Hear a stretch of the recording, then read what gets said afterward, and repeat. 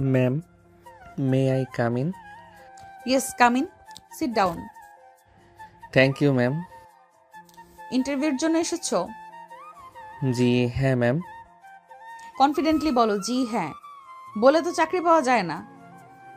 Sorry ma'am, I mean yes, I am here for the interview.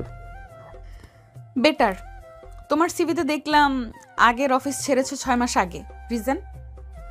Personal reason ma'am. Personal মানে কি? স্ত্রী পালিয়েছে নাকি তুমি পালিয়েছো? না ম্যাম, সেরকম কিছু না। তাহলে আমি হাফ ওয়ার্ডে উত্তর চাই না, ফুল এক্সপ্লেনেশন চাই।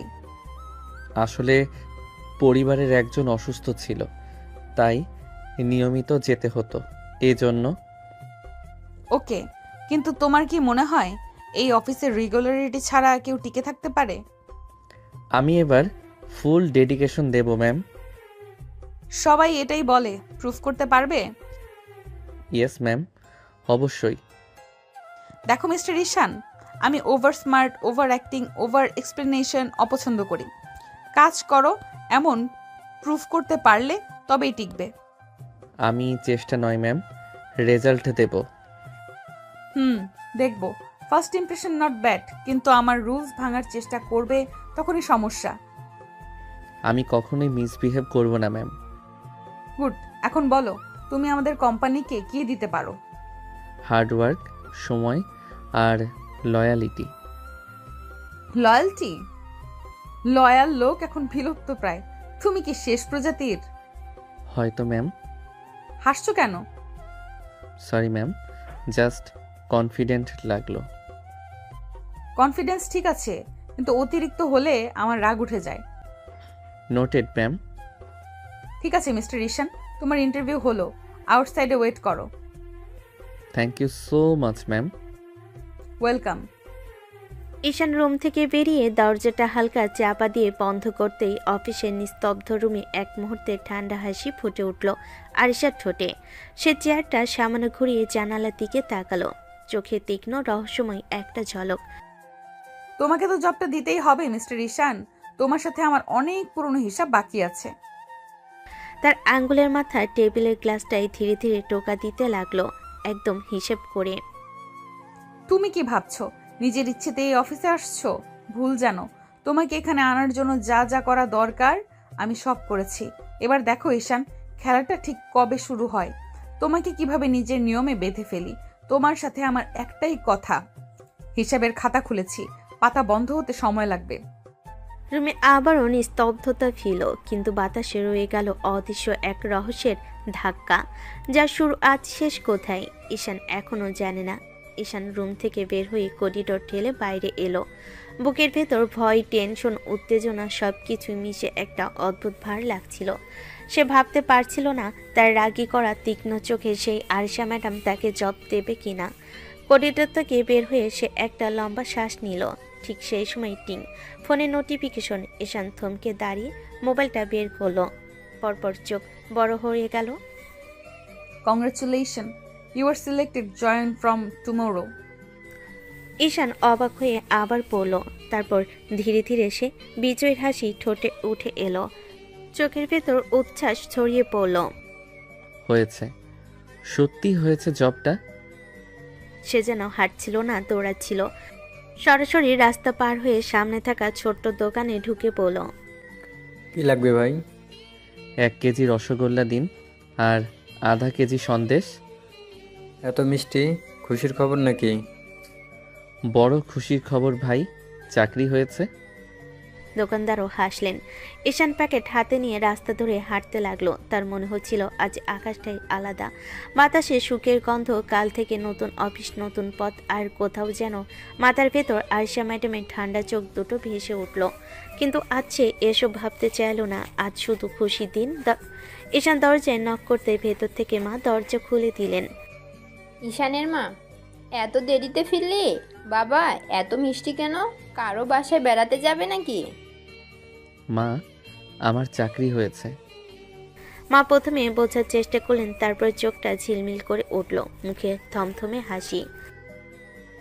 আলহামদুলিল্লাহ। সত্যি বাবা, তুমি পারলে শেষ পর্যন্ত? মার গলা কেঁপে উঠল। ঈশান হালকা লজ্জা নিয়ে মায়ের হাত চেপে ধরল। এ সময় ভেতর থেকে ছুটে এলো ছোট বোন ইসরাত। হারে পাগলি, এত বড়ও না, তবে ভালো। আজ ভাইয়া টাকা দেবে, মিষ্টি আনছে, কাল আইসক্রিমও আনবে। এই মেয়েটাকে দেখো তো বাবা, চাকরি হওয়ার আনন্দের চেয়ে আইসক্রিমের আনন্দ বেশি। আরে মা, আইসক্রিমও তো সুখের অংশ। সবাই হেসে উঠল। রাতের খাবার টেবিলে সবাই মিলে মিষ্টি খেলো। ঈশান চুপচাপ বসেছিল, কিন্তু তার চোখে আসা স্বপ্ন উত্তেজনার মিশ্র আলো। কাল সকাল সকাল তাড়াতাড়ি বেরোবে, প্রথম দিন দেরি হলে কিন্তু ভালো হবে না। জানি মা, কাল থেকে নতুন যুদ্ধ শুরু। তার মনের ভিতর কোথাও আবার আয়শা ম্যাডামের ঠান্ডা তীক্ষ্ণ চোখটা ভেসে উঠল। ওই চোখের সামনে কাল দাঁড়াতে হবে, ওই রাগী কথার সামনে আবার উত্তর দিতে হবে। কিন্তু সে জানে না জীবনের সবচেয়ে বড় ঝড়টা লুকিয়ে আছে সেই শান্ত চোখ জোড়ার আড়ালে। আয়শা যে শুধু তাকে চাকরি দেয়নি, তার জীবনের হিসাবের খাতা খুলেছে। কিন্তু ঈশান তা বুঝতে পারছে না, এখনো না। রাতে সবাই ঘুমিয়ে পড়লেও ঈশানের চোখে ঘুম নেই। আজকের খুশি আজ পুরো শরীর জুড়ে উত্তেজনা ঢেউ তুলছে। চৌধুরী ইন্ডাস্ট্রি নামটাই যেন বুকের ভিতর কাঁপন ধরেছে। এত বড় কোম্পানিতে সে ঢুকতে পারবে সেটা কখনো কল্পনাও করেনি। বিছানে শুয়ে মোবাইল হাতে নিয়ে ঘোরাঘুরি করতে করতে হঠাৎই মাথায় এলো, আরে রাফিকে তো বলা হয়নি। রাফি তার সবচেয়ে কাছে বন্ধু, সুখ দুঃখ ঝগড়া রাগ সবকিছুর সঙ্গী। ঈশান তৎক্ষণাৎ রাফিকে ফোন দিল। ফোনে কে রে? রাত 11টা বাজে, মরলি নাকি? ওই ওই, ঘুম ভাঙা ভয়েস কমা, বড় সুখবর আছে। সুখবর? তুই বিয়া করলি নাকি? ধ্যাত, তার চেয়েও বড়, চাকরি হইছে। কি চাকরি?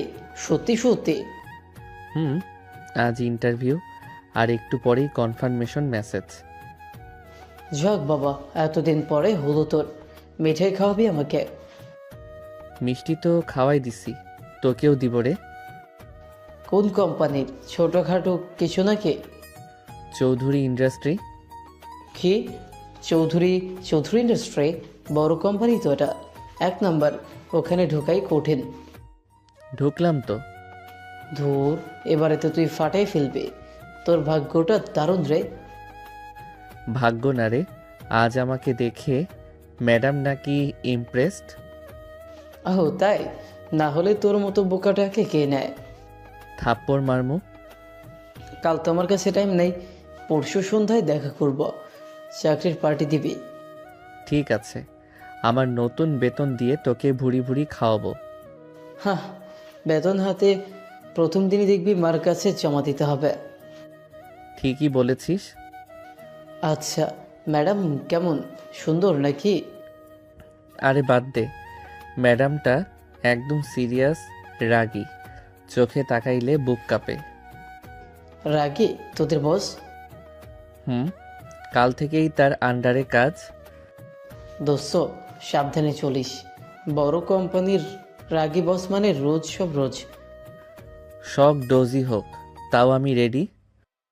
ঠিক আছে, ঘুমা এখন, কাল বড়দিন। আচ্ছা। ফোন কেটে গেল। ঈশান অনেকক্ষণ মোবাইলটা হাতে নিয়ে তাকিয়ে রইল, তার চোখের স্বপ্নের আলো। চৌধুরী ইন্ডাস্ট্রির নতুন জীবন, নতুন যুদ্ধ, কিন্তু সে একটাই জানে না যে রাগী বসের কাছে কাল সে প্রথম দিন বসবে। সেই বসেই ধীরে ধীরে তার জীবনের সবচেয়ে বড় রহস্য হতে যাচ্ছে। আর সেই রহস্যের চাবি ধরে আজে রাগী নির্মম হিসেবে আরিশা চৌধুরী। সকালে সূর্যের আলো ঢুকতে ঈশানের ঘুম ভাঙে।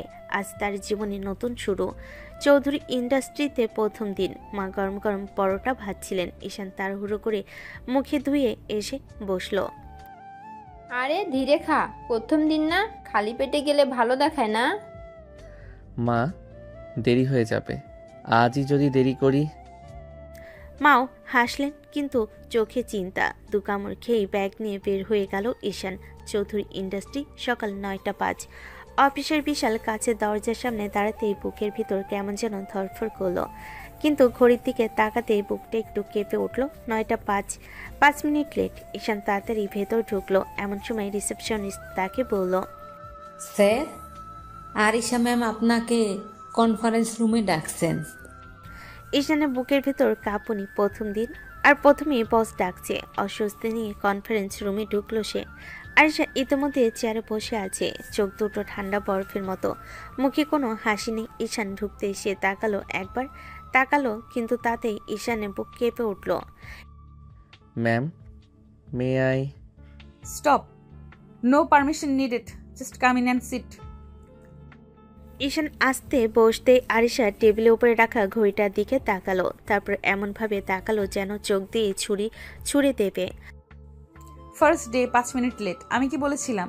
ডিসিপ্লিন ছাড়া এই অফিসে টিকে থাকা যায় না। ম্যাম, আমি? এক্সকিউজের দরকার নেই। যে কোনো কারণ লেটের কারণ হতে পারে, কিন্তু লেট হওয়ার পারমিশন দিতে আমি রাজি নই। তোমার কি মনে হয় আমি নতুন স্টাফদের জন্য আলাদা রুল বানাই? না, এখানে সময় মানা বাধ্যতামূলক। আমি দুঃখিত ম্যাম, আর হবে না। I don't want discipline. তোমার কাজের কোয়ালিটি, সময় ম্যানেজমেন্ট সব কিছু দেখে তবেই জানবো তোমার কোনো ভ্যালু আছে কি না। আজ প্রথম দিন বলে বেশি কিছু বললাম না, কিন্তু আবার যেন না হয়।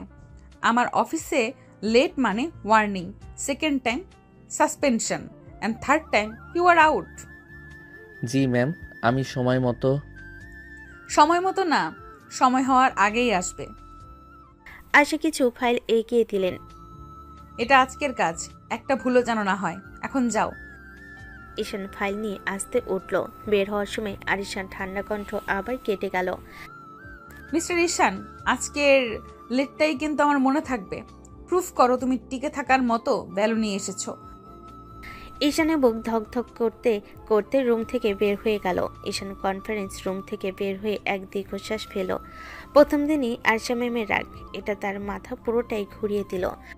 ফাইলটা বুকে চেপে ধরে সে করিডোরের বিকলের দিকে হাঁটতে লাগলো। চারিদিকে এত বড় বড় ডেস্ক, কাজের চাপ মাথায় নিয়ে থাকা কর্মচারীরা সব কিছুই তাকে নতুন, অচেনা, একটু ভয়ের মতোই লাগছিল। হঠাৎ তার সামনে থেকে এক ছেলেকে দেখা গেল হাসি মুখে আসতে। এই তুমি নতুন ওই না? আজকেই জয়েন? জি, আজই। আমি ঈশান। আমি তামিম। সেম ডিপার্টমেন্টে কাজ করার দুজন। চলো তোমার ডেস্কটা দেখাই। ঈশান তাকে ফলো করে কোণার দিকে গেল। একটা কম্পিউটার টেবিল, 2টা ফাইল ট্রে, একদম নতুন যে জায়গা মনে হয়। এই যে এটাই তোমার জোন, ফাইল রাখার জায়গা, কম্পিউটারের পাসওয়ার্ড সব আমি সেট করে দিচ্ছি। ধন্যবাদ ভাই। আসলে প্রথম দিনেই তো একটু ভয় ভয় লাগছে। ভয় পাওয়ার মতো বস তোমাদের আছে তো আরিশা ম্যাম, ওনার সামনে কথা বলতেই ভয় লাগে। আমি কি তোমাকে তুই করে বলতে পারি? আসলে আমি ফ্রি থাকতে পছন্দ করি। জি, অবশ্যই। আজ তো লেট হয়ে গেছিলাম, সেটা নিয়েই বলল। আরে বাবা, প্রথম দিনই লেট? ওহ, তাহলে তো তুই আর ম্যামের রাডারে চলে গেছিস। জানি, খুব রাগ দেখালো। রাগ না রে, উনি একদম প্রফেশনাল। নিয়ম না মানলেই ফায়ার, তবে কাজ ঠিকঠাক করলে আবার অনেক সাপোর্টও দেয়। দুজনে কথোপকথনের মাঝে তামিম ফাইলগুলো বের করতে লাগলো। এই যে আজকের কাজ ম্যাম আমাকে মেসেজ করেছে, তোর কাজ এই ফাইলগুলো সাজানো, ডাটা এন্ট্রি করা আর শেষে ম্যামকে ইমেল পাঠানো। ঠিক আছে, শুরু করি। আর শোন, কোনো ভুল করলে কিন্তু ধরা খাবি। ম্যাম চোখের সামনে না থাকলেও মনে হয় সব দেখেন। ভয় দেখানোর পিএইচডি করছো নাকি? না ভাই, বাস্তবতা বুঝাইতেছি। চল শুরু কর। ঈশান মন দিয়ে কম্পিউটারে ডাটা এন্ট্রি করতে লাগলো, একটা ভুলও যাতে না হয় সেই চেষ্টা। মাঝে মাঝে আরিশা ম্যামের কথাগুলো তার মাথায় ঘুরে বেড়াচ্ছিল। I want discipline, second time suspension. তাকে বারবার নিখুঁতভাবে কাজ করতে বাধ্য করছিল, এবং এসব ভাবনা তামিম পাশ থেকে দেখে বলল, ও এত মন দিয়ে? দেখি দেখি আজ টপ পারফর্মার হয়ে যাবে নাকি?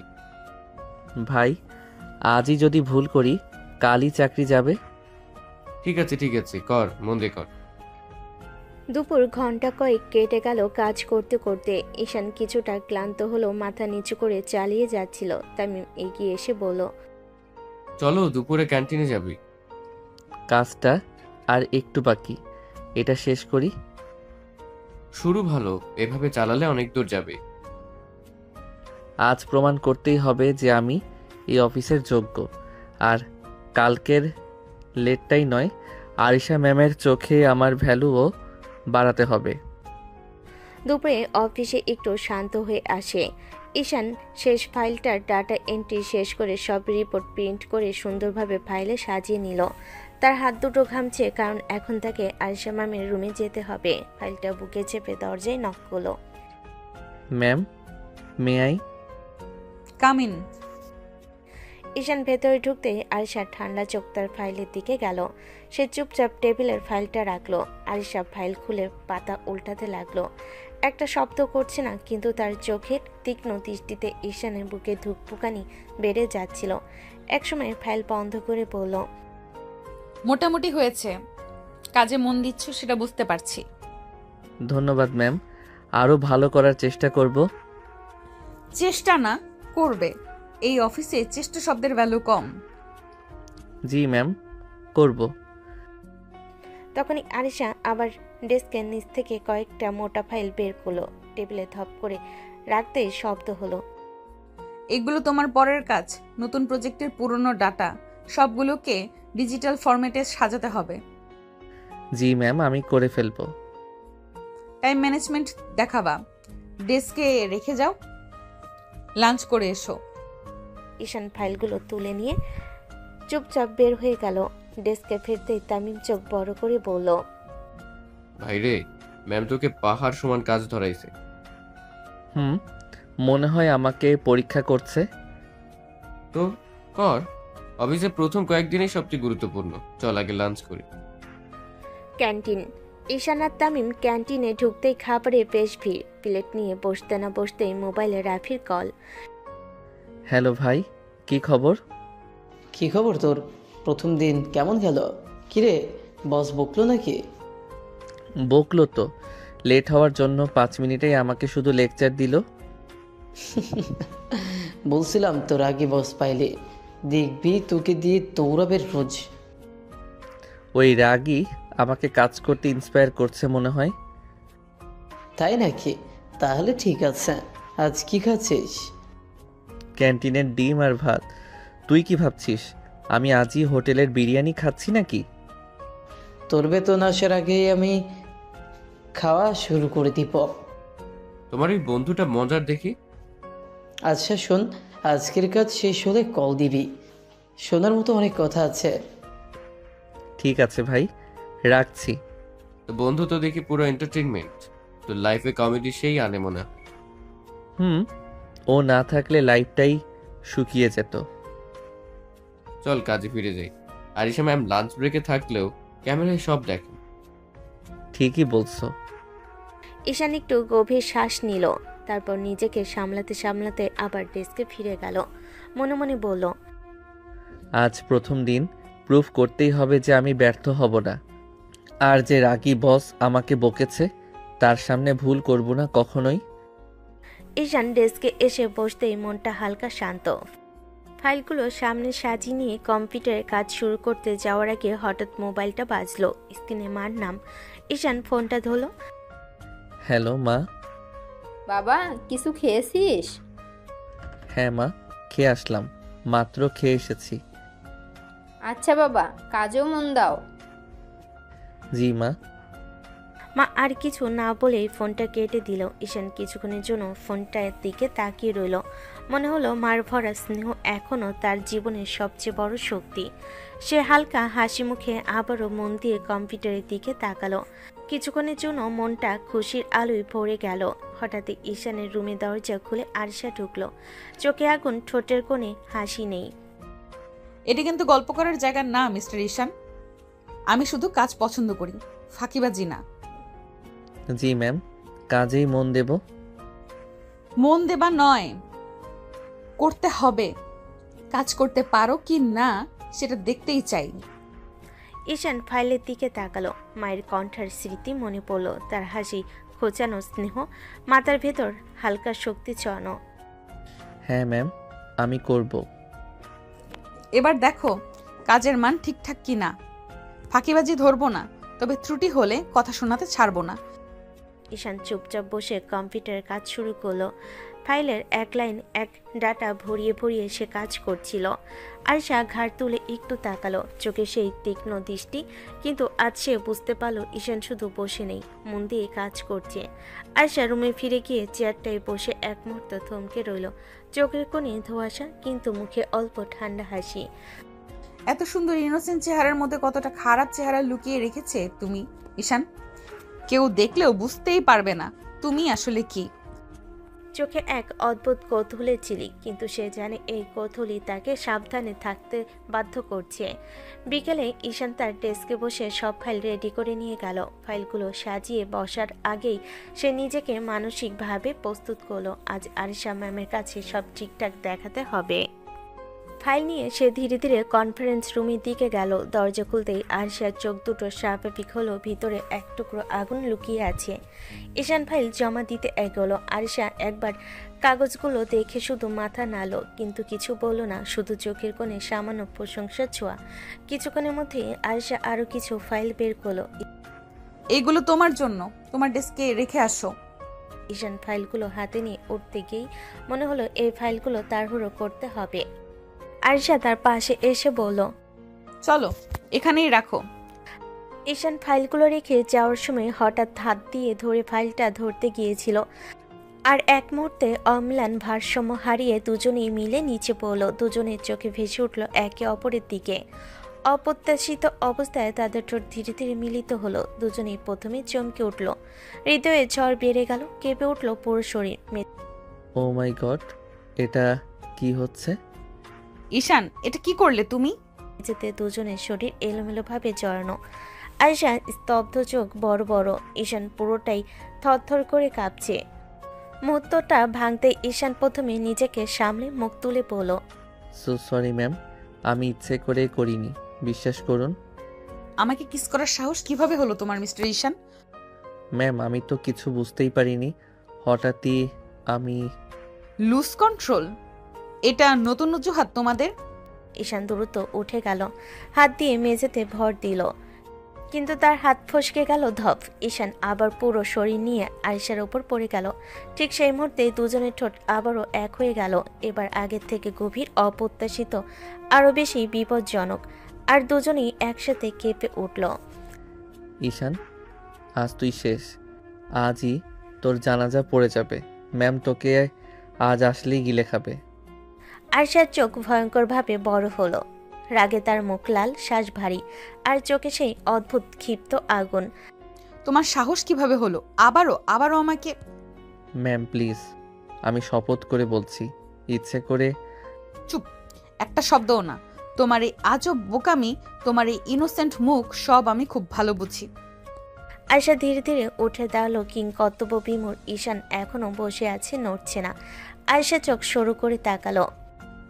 আজ অফিসে থাকার সিদ্ধান্তই ভুল হয়েছে তোমার জন্য। এবার থেকে এক সেকেন্ডও আমার সামনে কোনো ভুল করবে না। ঈশান মাথা নিচু করলো, রাগে, অপমানে আর ভয়ে, লজ্জায়, কিন্তু তার ভিতরে আরেকটা অনুভূতি, আজকের অদ্ভুত স্পর্শের স্মৃতি, যা সে চাইলেও ভুলতে পারবে না। আয়শা রুম ছাড়ার আগে ঠান্ডা কণ্ঠে বলল, কাজে ফিরে যাও, আর মনে রেখো তোমাকে আমি খুব কড়া নজরে দেখছি মিস্টার ঈশান। বাপরে, এই ম্যামের সাথে কাজ করা মানে এক এক দিন এক একটা হার্ট অ্যাটাক। অদ্ভুতভাবে তার ঠোঁট ছুঁয়ে থাকা সেই মুহূর্তগুলো মনে রয়ে গেল আগুন হয়ে। রাত নামতেই অফিসে ঝমঝম আলো বদলে গেল অন্ধকার নীরবতায়।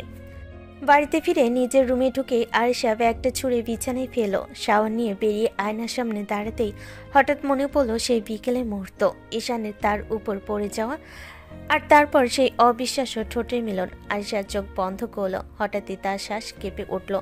মনে হলো পুরো শরীরের ভেতর দিয়ে যেন অদ্ভুত একটা বিদ্যুৎ খেলে গেল। না, এটা আমি হতে দিচ্ছি না। ওর মতো একটা মানুষের জন্য আমার এমন অনুভূতি হবে কেন? আমি আরিশা চৌধুরী, লাখো মানুষের বস। আমি আমার অনুভূতিকে কেন ঠিক রাখতে পারছি না? একটা সাধারণ ছেলে, সিম্পল, ভয় পাওয়া, ইনোসেন্ট, তার স্পর্শে আমার শরীর কাঁপবে কেন? শরীর সত্যিই কেঁপে উঠল। দুহাত আয়নার টেবিলে রেখে চোখ নামিয়ে বলল, এটা হতে দেওয়া যাবে না, এটা ভুল। কিন্তু যত সে ভুল বলল মনে মনে ততই সে ততটা মুহূর্ত ঘুরে ফিরে আসতে লাগলো। ঠোঁটের স্পর্শে ঈশানের অবাক মুখ, তার ভয় পাওয়া কিন্তু একেবারে নিষ্পাপ দৃষ্টি। আরিশা বিছানায় শুয়ে বুকের ওপর হাত রেখে আকাশের দিকে তাকালো। কথা না বললেও তার চোখে দ্বিধা, ভয় আর এক অদ্ভুত টান, যা সে কোনোভাবেই অস্বীকার করতে পারছে না। ওদিকে ঈশানের বাড়ি। ঈশান গোসল সেরে রুমে এসে বিছানায় ঢলে পড়ল, কিন্তু চোখ দুটো বন্ধ করতেই কানে ভেসে উঠল ম্যামের ঠোঁট, ম্যামের শ্বাস, ম্যামের রাগ ভরা চোখ। হঠাৎ ঈশান উঠে বসল। আরে না না, এটা কি হইল? আমি তো শেষ। ম্যাম তো কাল আমায় টুকরো টুকরো করে ফেলবে। কিন্তু ও মুহূর্তটা যখন আমাদের ঠোঁট এক হলো, কেন যেন বুকটা ধক করে উঠছিল। কেন? ওটা তো দুর্ঘটনা, তাই না? কিন্তু কেন জানি মনে অদ্ভুত এক অনুভূতি হচ্ছে। হালকা শ্বাস নিয়ে বিছানায় ফেল, চোখ বন্ধ করলো, কিন্তু যতবার বন্ধ করছে শুধু চোখে সেই দৃশ্য। আরিশা তার নিচে, চোখে রাগ আর ঠোঁটে সেই স্পর্শ। আজব, এই রাগী ম্যামরে দেখলেই তো ভয়ে হাত পা কাঁপে, তবু কেন আজ ওকে মনে হচ্ছে আলাদা। বাপরে, কাল অফিসে গেলে কি হবে? ও ম্যাম তো আমাকে পেটাতেই পারে। তবুও ভয়, লজ্জা আর অদ্ভুত এক উষ্ণতা মিশে এক নতুন অনুভূতির মতো ঈশানের ভেতর বয়ে গেল। দুজন দুই জায়গায়, কিন্তু একই অনুভূতি। দুজনই নিজেকে বোঝানোর চেষ্টা করছে এটা ভুল, এটা হওয়া উচিত না, কিন্তু হৃদয়ের গভীর কোথাও একটা গোপন আগুন ধীরে ধীরে জ্বলে উঠছে, যা তারা কেউই মানতে চায় না, তবুও ভুলতে পারছে না। পরের দিন সকাল। ঈশান অফিসের জন্য প্রস্তুত, কিন্তু মনটা অস্থির। ফাইলগুলো ঠিকমতো সাজানো আছে কিনা, ম্যামের রাগ বা চোখের তীক্ষ্ণ দৃষ্টি কি মনে আছে, সব মিলিয়ে হালকা ঘাম ভিজিয়ে দিচ্ছে তার কপাল। ডেস্কে এসে বসলো, কিন্তু ঠিক সেই মুহূর্তে চোখ পড়লো আরিশার দিকে। আরিশা ম্যাম তার ডেস্কে দাঁড়িয়ে কাজের নোট চেক করছে, চোখে আগুন, ঠোঁটে অল্পতম হালকা হেসে ওঠার চেষ্টা, কিন্তু ভেতরে রাগের ছাপ স্পষ্ট। ঈশানের হৃৎপিণ্ড ধুকপুক শুরু করলো, মুখ লাল হয়ে গেল, হাত অবচেতনভাবে ফাইলের দিকে এগিয়ে গেল, কিন্তু চোখটা বারবার ম্যামের দিকে যাচ্ছিল। ও মাই গড, আজ আবার ওর চোখের দিকে তাকাতে পারবো কি? ভয়ে না, লজ্জায় কাঁপছি। ফাইলগুলো ঠিক আছে কিনা দেখে নাও, আজকের কাজটা আগে শেষ করতে হবে।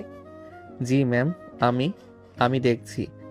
আরিশা ভুরু কুঁচকিয়ে চোখে অদ্ভুত তীক্ষ্ণ দৃষ্টি দিল, কিন্তু কিছু বলল না, কেবলই ধীরে ধীরে টেবিলের নোটগুলো রাখলো। ঈশান নিজেকে সামলানোর চেষ্টা করলো, মুখ লাল, হাত কাঁপছে, কিন্তু মনকে বলল, কাজের দিকে মনোযোগ দাও, অন্য কিছু দেখো না। ফাইল, ডাটার রিপোর্ট, ম্যামের চোখ, না পাত্তা নেই। তবে যতক্ষণ কাজের দিকে মন দিল, মনে মনে ভিতরটা অদ্ভুতভাবে উত্তেজিত হচ্ছিল। প্রথমে ভয়, তারপর লজ্জা, তারপর অদ্ভুত টান। কিছুক্ষণের মধ্যেই ঈশান বুঝল কাজের ফোকাসই একমাত্র জায়গা যেখানে সে শান্ত। মিস্টার ঈশান, এবার একটু ডাটা ক্রস চেক করো, যদি কোনো ভুল পাও একেবারেই সংশোধন করতে হবে। জি ম্যাম, ওর চোখের দিকে তাকাবার সাহস নেই, কাজেই মন দিচ্ছি, কিন্তু মনে হয় আজকের দিনেও সেই বিকেলের মুহূর্তগুলো, ম্যামের ঠোঁটের স্পর্শ মনে বারবার ফিরে আসবে। আরিশা পার নোট চেক করতে করতে শুধু চোখের কোণায় ঈশানকে লক্ষ্য করলো, ভেতরে হালকা টান, অদ্ভুত রাগ এবং লুকানো আগ্রহ, সব মিশে গেছে এক অদ্ভুত অনুভূতিতে। দুপুরে কাজ শেষ হতেই আরিশা ঈশানকে ডেকে পাঠালো, চোখের তীক্ষ্ণতা, মুখে এক অদ্ভুত ঠান্ডা হাসি। মিস্টার ঈশান, সন্ধ্যায় আমাদের বাংলোতে একটা মিটিং আছে, ফাইলগুলো রেডি রাখবেন। জি ম্যাম, আচ্ছা, আমি রেডি করে রাখবো। আরিশা ঠোঁটে কোণে সামান্য হালকা হাসি রাখলো, কোনো শব্দ ছাড়লো না। ঈশান ফিরে গিয়ে নিজের ডেস্কে বসলো, মনে মনে বলল, ম্যাম তো জোর দিচ্ছেন আমার সব কাজ শেষ করতে হবে, ফাঁকিবাজির কোনো জায়গা নেই। ঠিক সেই সময় কলিগ এসে ঈশানের পাশে এলো, হালকা হাসি মুখে, চশমার নিচ থেকে চোখ ঝলমল করছে। কি ভাই, খুব ব্যস্ত নাকি? সারাক্ষণ বিজি দেখছি। হ্যাঁ ভাই, ম্যাম তো আমাকে কাজ দিয়ে ভরিয়ে রাখেন, কথা বলার সময় পাই না। বুঝলাম, ম্যামের হাতে পড়লে কাজ ছাড়া কিছু নয়। তুমি কি এখনো মানিয়ে নিতে পারছো? মানিয়ে নিতে তো হচ্ছে ভাই, কিন্তু মাঝে মাঝে মনে হয় চোখে চোখ পড়লেই ভয় লাগে। ভয়? না না, বুঝি। কিন্তু দেখ, ম্যাম যে কোনো মুহূর্তে রাগ করলেও কাজটা শিখিয়ে দেয়। একদম ধীরে ধীরে। তাই মনে হয়। আজও তো আমার ফাইলগুলো চেক করেছেন, কিছু বললেন না, শুধু চোখে চোখে বার্তা দিলেন। বাহ, তুমি বুঝছো না, ওই চোখের বার্তাই বড় টাস্ক। যে চোখ সবকিছু বুঝে সেটা পেছনে ফেলতে পারবে না। বুঝছি ভাই, আজ থেকে আরও মনোযোগ দিতে হবে। সেই মনোযোগের দরকার। সন্ধ্যায় বাংলো মিটিংয়ে আরো দেখবে, কাজ আর দৃষ্টি দুটোই কাজে লাগবে।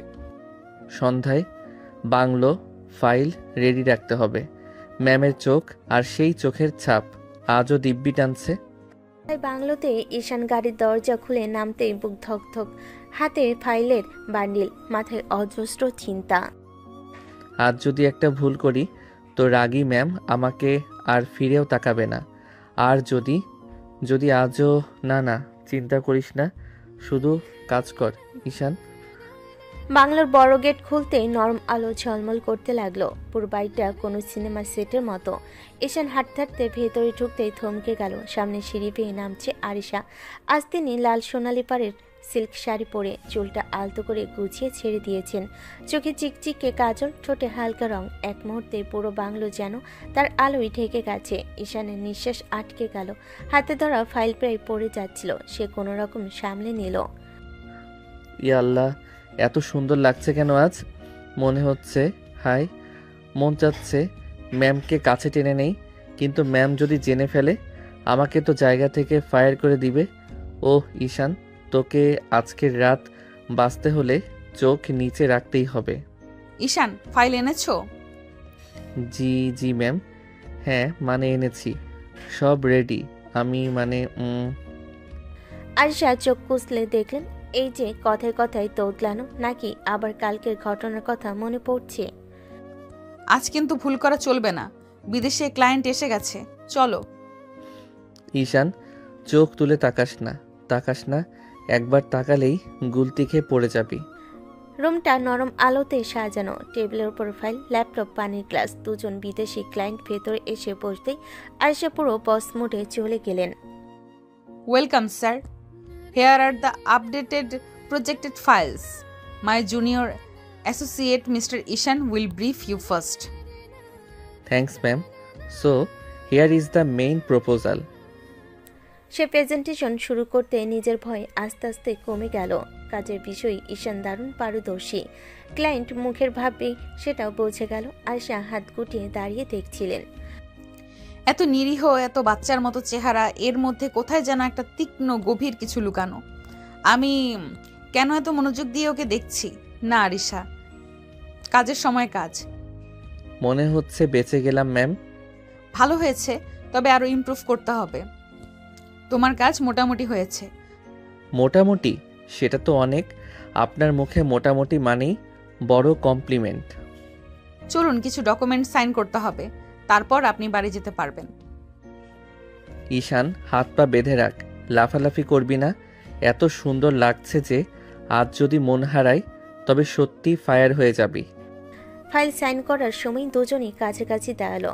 হাওয়ায় যেন ভারী নীরবতা ভরা অদ্ভুত উত্তেজনা। ঈশান কলম এগিয়ে দিতে গিয়ে হাত ছুঁয়ে ফেল। দুজনেই সরে গেল তড়াক করে। এক মুহূর্ত চোখে চোখ পড়ে গেল। আরশার বুক ধকধক করে উঠল। সেই ঠোঁটের স্পর্শ হঠাৎ মনে পড়তে সে ভীষণ অস্থির। কেন হচ্ছে এমন? আমি কেন ওকে এইভাবে দেখতে বাধ্য হচ্ছি? আজকে আরেকবার যদি কিস হয়ে যায় তাহলে আমি সত্যিই মারা যাব। বাংলো নরম আলো রুম জুড়ে ঝলমল করছে। ঈশান ফাইলগুলো বসে হালকা শ্বাস ফেলতে গিয়ে হঠাৎ অনুভব করলো গলা শুকিয়ে গেছে। সে চট করে টেবিলের উপরের দিকে তাকালো। পানি হাত বাড়িয়ে খেয়ে নিল ঢক ঢক করে। শুধু এক চুমুকে পুরো পানি শেষ। আরিশা চোখ বড় করে তাকিয়ে রইল। কি করলে তুমি? এইটা তো ডিঙ্ক। আমি বলার আগেই। ঈশানের চোখে এক অদ্ভুত নেশা, আগ্রহ আর টান মিলিয়ে যেন চলছে। দৃষ্টি এত তীব্র, এত গভীর যে আরশার শ্বাস থমকে গেল। ঈশান, তোমার চোখের এই নেশা, সরো, কিছু খারাপ হবে। কিন্তু ঈশান ধীরে ধীরে এগিয়ে এলো। আরশা পিছিয়ে যেতে চাইল, কিন্তু ঈশান এক হাতে তার হাত টেনে কাছে টেনে নিয়ে এলো। না ম্যাম, তোমাকে খুব সুন্দর লাগছে। আমার আজ শুধু তোমাকে আদর করতে মন চাচ্ছে। ঈশান, তোমার নেশা হয়ে গেছে, সামলে নাও, সরো। না সোনা, আমি আজকে শুধু তোমাকে অনেক আদর করব। শুধু দেখবে কতটা তোমার জন্য মন চায়। আরিশা কাঁপতে কাঁপতে তাকিয়ে রইল। হঠাৎ মনে হলো ভয় আর লজ্জার মধ্যে এক অদ্ভুত উত্তেজনা। কেন শরীরটা আমার চুপ করছে না? কেন এত টানছে এই মুহূর্তে? ঈশান, কি করছো তুমি? ঈশানের হাত তার কাঁধে পড়ল, ধীরে ধীরে ধরা শক্ত হলো। আরিশা কিছুতেই সরতে পারল না, শুধু চোখের কোণে নরম আলো দেখছে আর শ্বাস যেন থেমে আছে। আজকের রাত, আজকের মুহূর্ত আমি শুধু তোমাকে অনুভব করতে চাই। এত সুন্দর লাগছে যে এক মুহূর্ত হারাতে চাই না। বাংলোর ঘরটা নীরব, শুধু বাতাসের হালকা শব্দ। ঈশানের চোখে আগুন, শরীর কেঁপে উঠছে। আয়েশার প্রতি অদ্ভুত টান। হঠাৎ ঈশান আর মানতে পারল না, ধীরে ধীরে আয়েশার দিকে এগিয়ে গেল। আজ আর এক মুহূর্ত ধরে রাখতে পারবো না। তোমাকে অনুভব করতে চাই শুধু এখন। ঈশান প্লিজ, তুমি ভুল করছো। নেশার ঘোরে এটা অন্যায়। কিন্তু ঈশান কিছু শুনল না। হঠাৎই তার ঠোঁট আয়েশার ঠোঁটের সঙ্গে মিলিত হলো। আয়েশা এক মুহূর্ত স্থবির, শরীর কেঁপে উঠল। না সোনা, আজ শুধু তোমাকে আদর করতে চাই। তারপর সে ধীরে ধীরে আয়েশাকে কোলে তুলে বিছানার উপর শুইয়ে দিল। আয়েশার হাত দিয়ে তাকে ঠেকাতে চাইল, কিন্তু ধীরে ধীরে ঈশানের হাতও কমল ছোঁয়া তার পুরো শরীর ছড়িয়ে পড়েছে। ঈশান আবার তার ঠোঁট দিয়ে কিস শুরু করলো। ধীরে ধীরে গলায় মুখ ডুবিয়ে কিস করতে আয়েশার বুকের ধকধকন বেড়ে গেল। ঈশান প্লিজ, তুমি শোনো না, এটা ঠিক না, এটা অন্যায়। ঈশান তার ভেতরে নেশাকে থামাতে পারল না, শুধু আরিশাকে আদর করতে লাগলো। তার হাত, ঠোঁট, নরম স্পর্শ সব মিলিয়ে এক অদ্ভুত উত্তেজনা সৃষ্টি করছে। না, আমি শুধু তোমাকে অনুভব করতে চাই। আজকে শুধু তুমি আমার কাছে থাকবে। সকালের আলো ধীরে ধীরে বাংলোর ঘরে ঢুকেছে। ঈশান চোখ খুলতেই প্রথম দেখলো আয়েশা তার পাশে বসে রাগে ভরা চোখে তাকিয়ে আছে। ঈশানের গলা শুকিয়ে গেল, চোখ গেল তার নিজের দিকে। পোশাক নেই। ঈশান, আজ তুই সত্যিই শেষ। কি করছিস তুই? ছি, এত বড় কাণ্ড। ম্যামের সাথে তোকে জিন্দা কবর দিবে। ফ্রেশ হয়ে নাও, কাজে অফিসে যাব। কাজী অফিসে কেন? আরিশা ধীরে ধীরে মাথা কাত করে তাকালো। কণ্ঠটা হালকা কেঁপে উঠছে, চোখে তীব্র রাগ আর লজ্জা মিশিয়ে এক অদ্ভুত ভঙ্গি। তো কি ভাবছো? এত বড় কাজ করলে এখন আমার কি হবে? কে বিয়ে করবে? সব দায় তোমাকেই নিতে হবে। ঈশান হঠাৎ মনে মনে আকাশ থেকে পড়ে গেল। মাথার ভিতর ঘুরছে এক ধরনের ভয়, লজ্জা আর দুশ্চিন্তা। এবার তো শেষ। আমি কি করেছি? এত বড় দায়িত্ব আমি কি সামলাতে পারবো? চলো ফ্রেশ হয়ে আসো। জি ম্যাম। সকালের আলো ধীরে ধীরে বাংলোর ঘরে ছড়িয়ে পড়ছে। দুজনে ফ্রেশ হয়ে বের হচ্ছে। ঈশান মাথা ঝুঁকে বলল, ম্যাম, আমি গরিব। আপনি আমাকে বিয়ে করলে আমাদের বাড়িতে তো থাকা সম্ভব হবে না। আয়শা তার দিকে তীক্ষ্ণ চোখে তাকালো, ঠোঁটের কোণে অদ্ভুত হালকা হাসি, চোখের আগুনে ছোট ছোট চিহ্ন। তাহলে রাতে আমার কাছে এসেছো কেন? এমন ভাবে কাছে শুধু স্বামী স্ত্রী আসে, জানো না? কি থেকে কি হয়ে গেল আমি জানি না। তুমি তো মনে হয় পানি মনে করে ড্রিঙ্ক খাইছো, আর তারপর আমার সাথে উল্টাপাল্টা কাজ করতে থাকলে। তোমাকে তো পুলিশেও দেওয়া উচিত ছিল, তা না করে আমি বিয়ে করছি। এটা তো তোমার কপাল। ঈশান কপাল চাপড়ে নিল। ভেতরে ভীত আর লজ্জা মিলেমিশে এক অদ্ভুত টান তৈরি হলো। মনে মনে বলল, আজ আমার জীবন পুরোপুরি পাল্টে গেছে। ম্যামকে হারাতে পারবো না, কিন্তু এই দায়িত্ব, এই সম্পর্ক আমি কিভাবে সামলাবো? সকালের আলো ঝলমল করছে। বাংলোর গাড়ির সিটে ঈশান আর আরিশা বসে আছে। আজ তাদের বিয়ে হয়েছে। ঈশান, তোমাদের বাড়িতে নিয়ে চলো, সেখানেই থাকবো। জি ম্যাম, ঠিক আছে। গাড়ি বাড়ির গেটের সামনে দাঁড়ালো। ঈশান দরজা খুলে আরিশাকে নামাতে যেতেই, এটাকে মা, আমার বস, আমি ওনাকে বিয়ে করছি। কি এত বড় লোক বিয়ে করেছিস? আমাদের বাড়িতে আমরা কিভাবে থাকবে? চিন্তা করবেন না, আমি থাকতে পারবো। আপনাদের নিয়ম, আপনারা যা বলবেন আমি মানব। শুধু আপনাদের সঙ্গে এই পরিবারে আমার জায়গা হবে। ঈশানের মা কিছুক্ষণ চুপ করে রইল, চোখে ভিন্ন ধরনের বিস্ময় আর হালকা ভয়। ঈশান কপাল চাপড়ে নিল, ভেতরে লজ্জা আর উত্তেজনার মিশ্রণ। আজ থেকে সব কিছু বদলে যাচ্ছে। ম্যাম আমাদের সংসারে জায়গা করবে, কিন্তু মা যে কি রিয়াকশন দেবে, হায় আল্লাহ। ঈশানের মা দরজার সামনে দাঁড়িয়ে আছে, চোখ দুটো বিস্ময়ে বড়, মুখা। এদিকে আরিশা মাথা উঁচু করে দাঁড়িয়ে, ঠান্ডা গলায় কিন্তু দৃঢ় স্বরে, যেন নিজেকে প্রমাণ করার অদ্ভুত শক্তি নিয়ে। তুমি যদি পারো আমাদের এখানে সংসার করতে আমার কোনো আপত্তি নেই, কিন্তু তুমি তো বড়লোক বাবার মেয়ে, থাকতে পারবে কি এই ঘরে? পারবো মা, এখানে থাকতে আমার কোনো সমস্যা হবে না। আমি মানিয়ে নিতে পারবো, আপনি চিন্তা করবেন না। ঈশান থ হয়ে দাঁড়িয়ে আছে, মনে হচ্ছে জীবনে এত বড় ধাক্কা সে কখনো খায়নি। তার মাথার উপর দিয়ে যেন ঝড় বয়ে যাচ্ছে। মা এবার একটু হাসার চেষ্টা করলেন। ঠিক আছে তাহলে, যেহেতু তোমরা বিয়ে করেছো, বৌমা তুমি ঘরে যাও। ঈশান, নিয়ে যা তোর বউকে। জি, এখনই। আর কবে? বৌমা এসে দাঁড়িয়ে আছে আর তুই হাঁ করে আসিস, নিয়ে যা ভেতরে। ম্যাম, মানে আরিশা, চলেন যাই। ওরা ঘরের দিকে হাঁটতে লাগলো। ছোট্ট সাদামাটা ঘর, খাটে ফিটফাট চাদর, পাশে ছোট্ট একটা টেবিল। আরিশা ভেতরে ঢুকতে চারিদিকে তাকালো, যেন অন্য এক পৃথিবী। ঈশান মাথা চুলকাতে চুলকাতে বলল, এই ঘরটাই মানে আমার। এখন আপনারও। ঘর ছোট, হ্যাঁ, কিন্তু ঘর নিয়ে আমার কোনো অভিযোগ নেই। অভিযোগ থাকলে তো আমি বিয়ে করতাম না, তাই না? বাপরে, এ আর কি কপাল! বসকে বিয়ে করলাম আর উনি এসে আমার ঘরেই থাকবেন। আমি বাঁচি কিভাবে?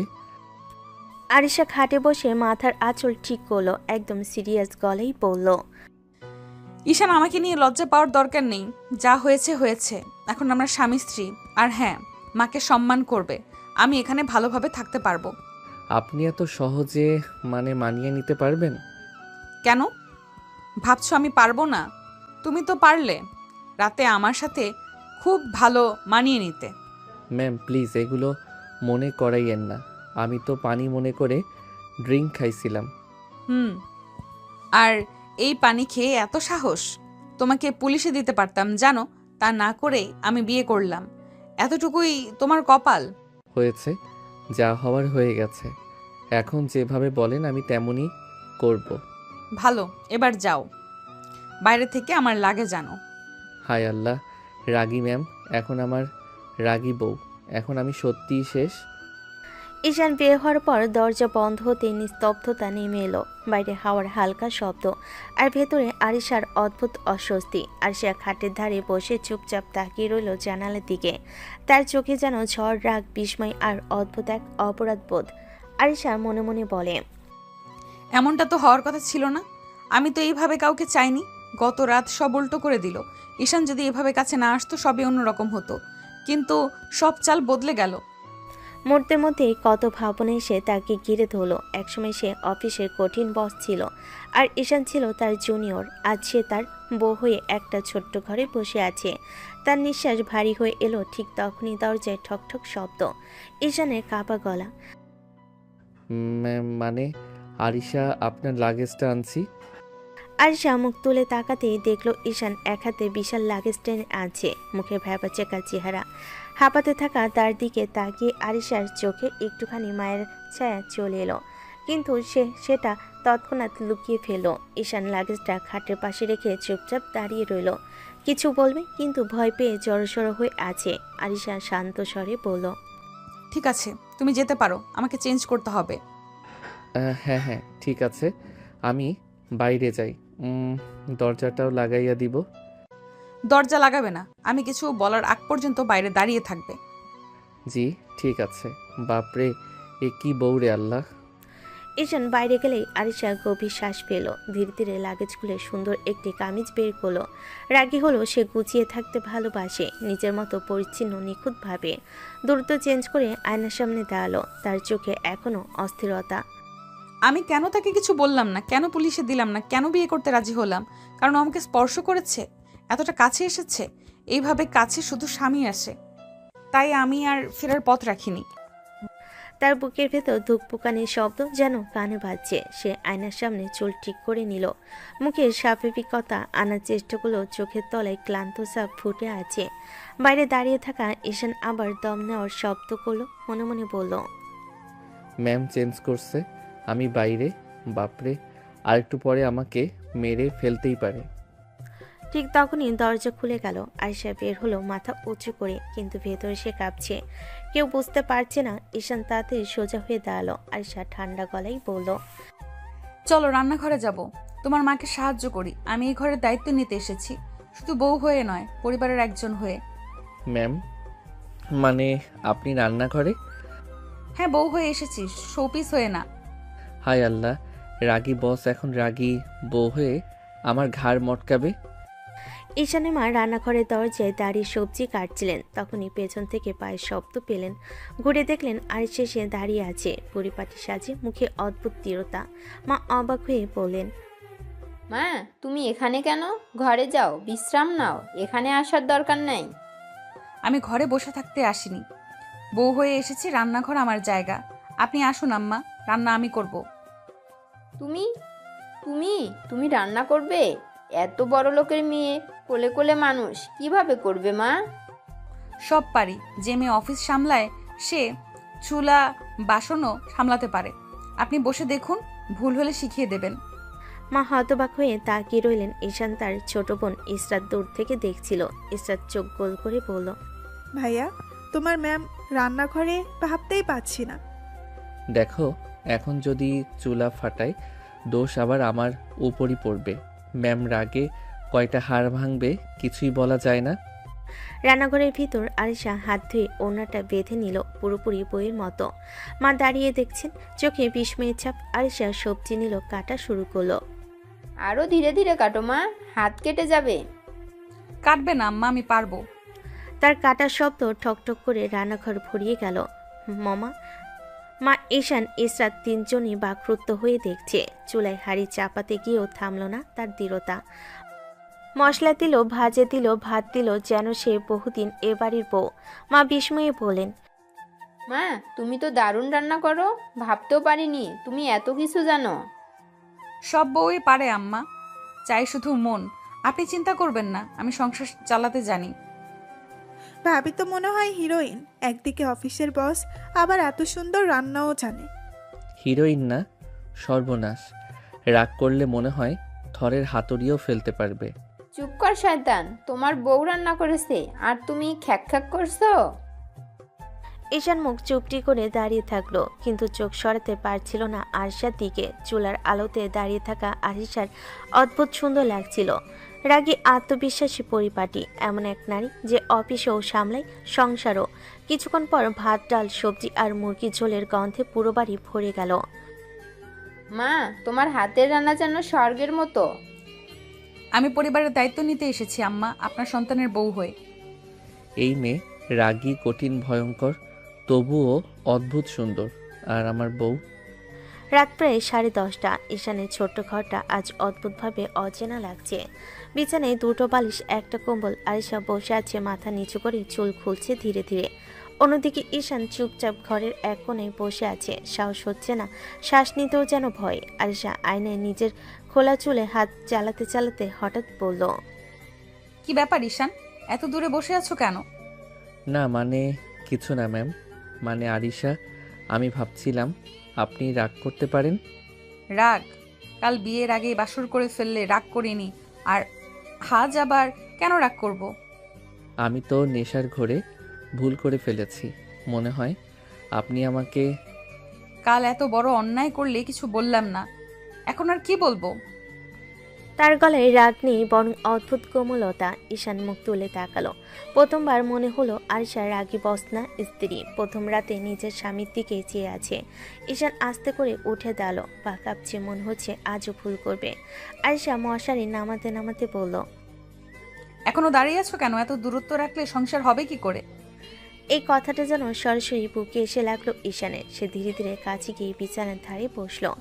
আরিশা চুপচাপ তাকিয়ে আছে, চোখে রাগ নেই, কেবল অকারণ একটা টান। ঈশানও এক মুহূর্ত দ্বিধায় থেকে সাহস করে হাত বাড়ালো। আরিশা চুল কানে ছুঁয়ে সরিয়ে দিল। চুলের ঘ্রাণে তার মাথা ঘুরে গেল, কিন্তু এবার নেশে না, শুদ্ধ অনুভূতি। আরিশা ফিসফিস করে বলল, ভয় পাচ্ছ?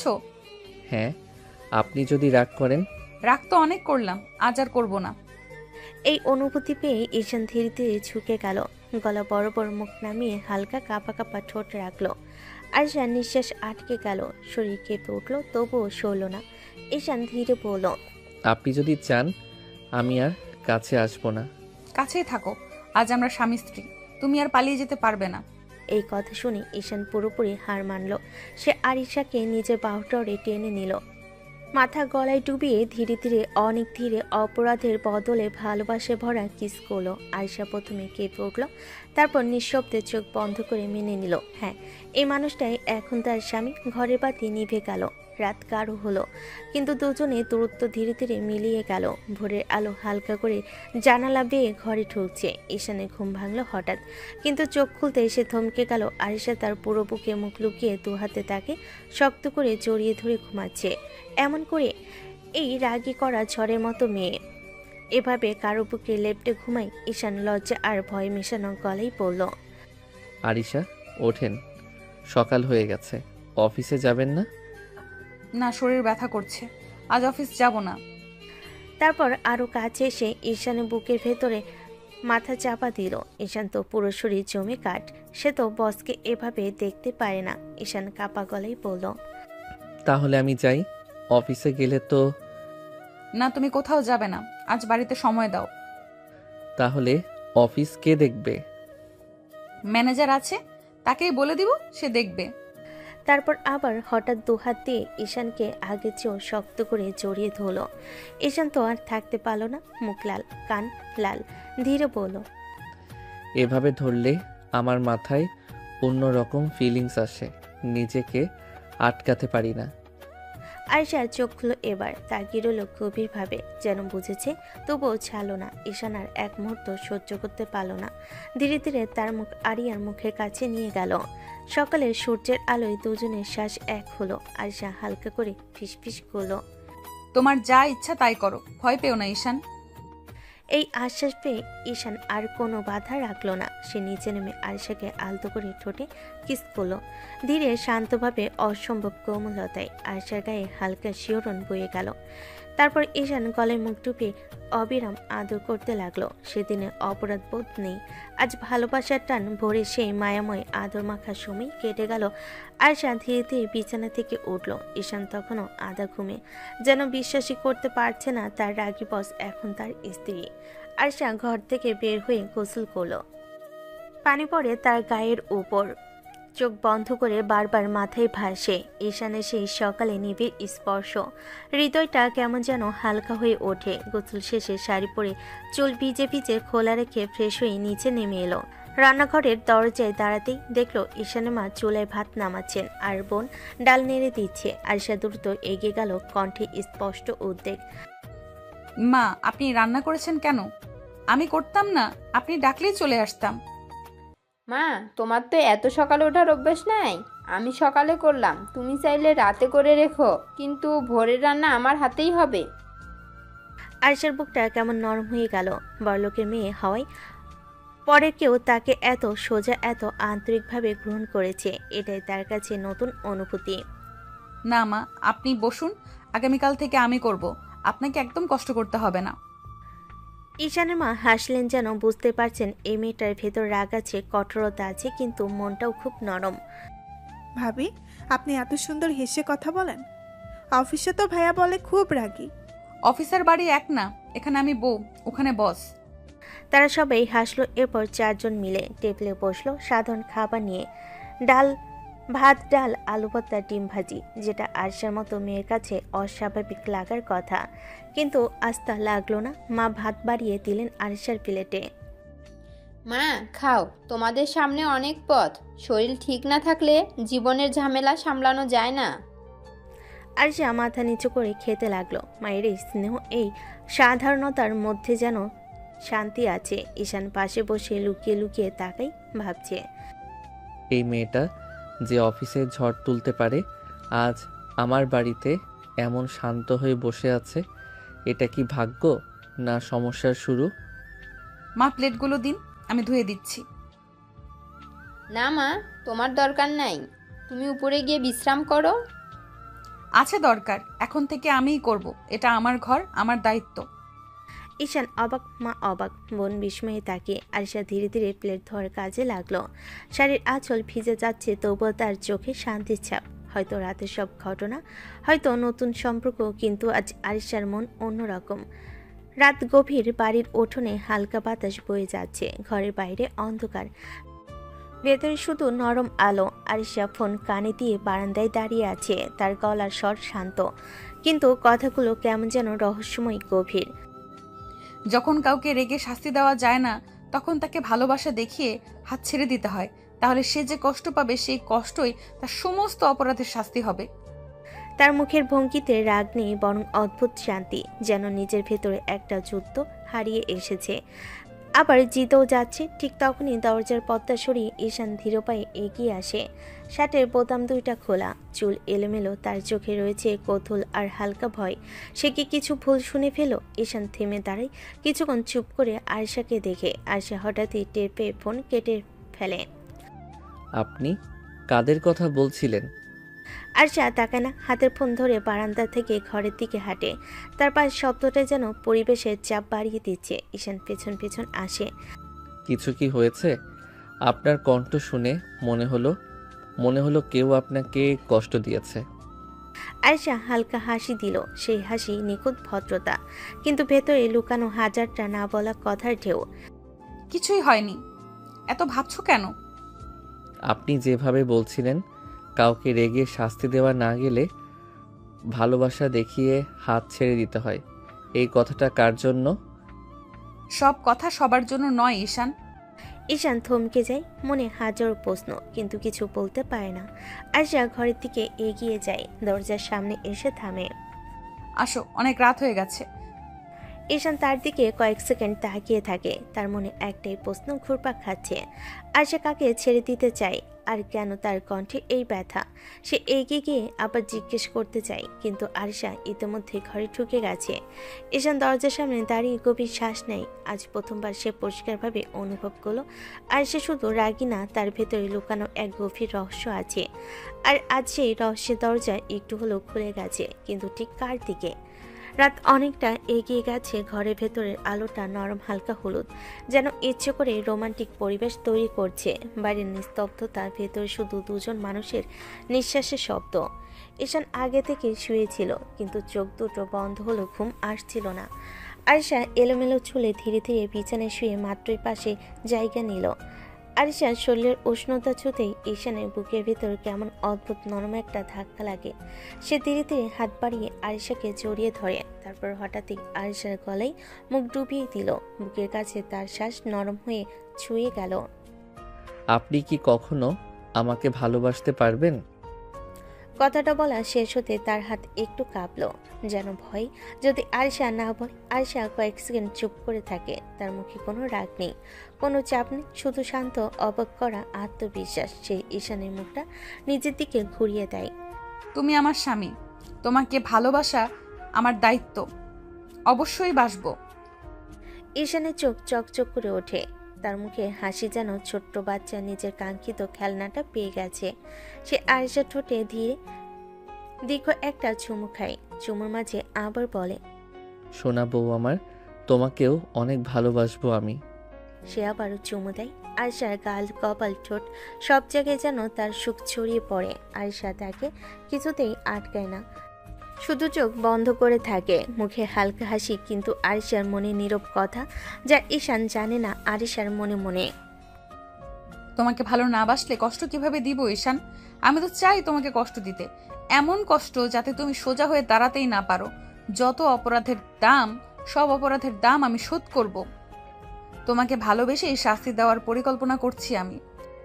তার চোখের কোণে অদ্ভুত এক ঝিলিক, রাগ, অভিমান আর হালকা দুষ্টামি মেশানো। ঈশান কিছুই বোঝে না, সে শুধু আরিশাকে বুকে চেপে ধরে নরম করে বলে, তুমি থাকলে মনে হয় পৃথিবীটা আমার। আরশা ঠোঁটের আদর ভরা একটু হাসি এনে মাথা রাখে ঈশানের বুকে, কিন্তু তার ভেতরে ঝড় জমে উঠেছে। এমন ঝড় যা ঈশানের জীবনে একটা ঝড় টানাপোড়েন তৈরি করতে চলেছে। পরে সকালটা যেন একদম ঝড়ের আগে নিস্তব্ধতার মতো। আরশা আগের মতোই ফরমাল সাজে, কিন্তু মুখে আজ অদ্ভুত শান্তি। তার চোখে রাগ নেই, কঠোরতা আছে, কিন্তু সেই কঠোরতা এখন অন্যরকম দ্যুতি ছড়াচ্ছে। সে অফিসে ঢুকে গেল, সবার হাতে কাজ চলছে। হঠাৎ আরশা কড়া গলায় বলল, সবাই একটু হলে কনফারেন্স রুমে আসুন। সকলে ফাইল রেখে টেনশনে ঢুকে আসে। ম্যাডামের মুখ দেখে কেউ কথা বলতে সাহস পায় না। আরশা সবার সামনে দাঁড়িয়ে দুহাত ক্রস করে বলল, আপনারা সবাই জেনে রাখুন, আমি ঈশানকে বিয়ে করেছি। আজ থেকে সবাই তাকে সম্মান দিয়ে কথা বলবেন। এবার পুরো অফিস নিস্তব্ধ, চেয়ার পর্যন্ত যেন নড়ে ওঠে না। সবার চোখ বড় বড়, মনে হয় কেউ যদি চা খেত হাতে থাকা কাপটাই পড়তো। তামিম তো সরাসরি মুখ হা করে দাঁড়িয়ে। কি ভাই, এটা কিভাবে সম্ভব হলো? ম্যাম যে রাগী, এত ভয়ানক রাগী, আপনাকে বিয়ে করলেন? কি আর বলবো ভাই, কপালে ছিল, আল্লাহর ইচ্ছে সব।